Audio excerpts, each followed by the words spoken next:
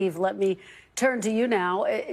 Talk about who President Trump is actually going to be speaking to tonight. Who's going to be listening?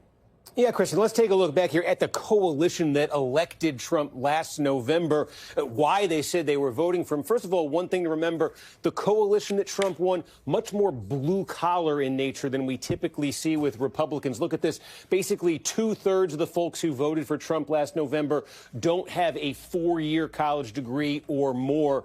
Typically for Republicans in the past, this has been more like 50%. So much more blue collar that way. How about income? Again, more than 60% of Trump voters on the lower side of the income scale you see in the exit polls, under $100,000 in income. Again, with Republican candidates in the past, it's sort of been the opposite of this is what we've seen. Also, Trump getting some first-time voters, some folks who hadn't previously voted Republican before. Again, a different kind of coalition in terms of where they thought the country was. The economy clearly was on their minds, and almost unanimous among Trump voters. They said the economy was not good or poor. This is in the exit poll as they voted last November. Strikingly, if you look at the number for Kamala Harris voters, they didn't agree. It wasn't like this at all. So it really was that sentiment that the economy, was in a very bad place, was really concentrated among Trump voters. And then you asked folks about their personal situation. Again, 3 out of 4 Trump voters said last November things had gotten worse for them over the previous 4 years. So now in terms of how they looked at that from a priority standpoint,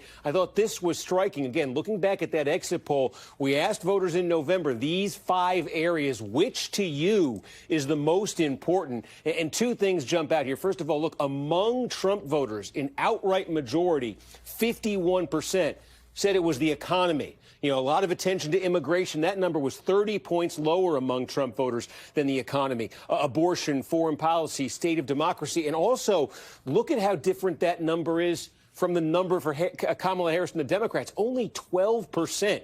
Barely 1 in 10 of Kamala Harris's voters said the economy was the most important issue. So sentiments that the economy was in a bad place, that their personal situation, personal economic situation was in a worse place, and that the economy was the highest priority. You really, really saw that specifically among Republican voters, specifically among Trump voters. And just then in terms of what voters are expecting, those voters were expecting for Trump, you could just see it here. It was they liked the idea of change, asking what's the most important thing he could bring. It was change. And it was leadership. More than 8 in 10 Trump voters cited those 2 attributes, more than compassion, more than empathy, more than personal judgment. They wanted big change and strong leadership, they were saying. Boy, are those numbers stark, Steve, and certainly do make the point. We are about 6 weeks into the second Trump administration. What is the mood of the American people heading into tonight, Steve?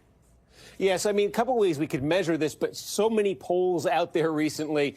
Overall, if you average them all together, this is what Donald Trump's approval rating looks like coming into this speech. 47 approve, 49 disapprove. Historically, obviously, that's not a great number for a president, especially early on.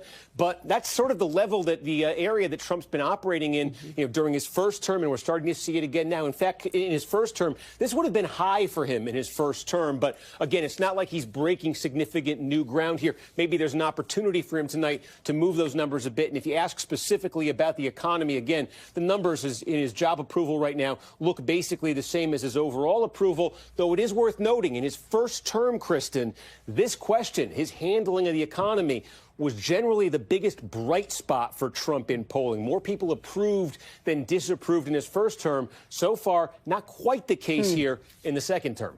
All right, well, we'll watch that number because we know that's going to be critical to how the American public views him moving forward. Steve Kornacki, as always, thank you so much. Great to see you. Thanks for watching. Stay updated about breaking news and top stories on the NBC News app or follow us on social media.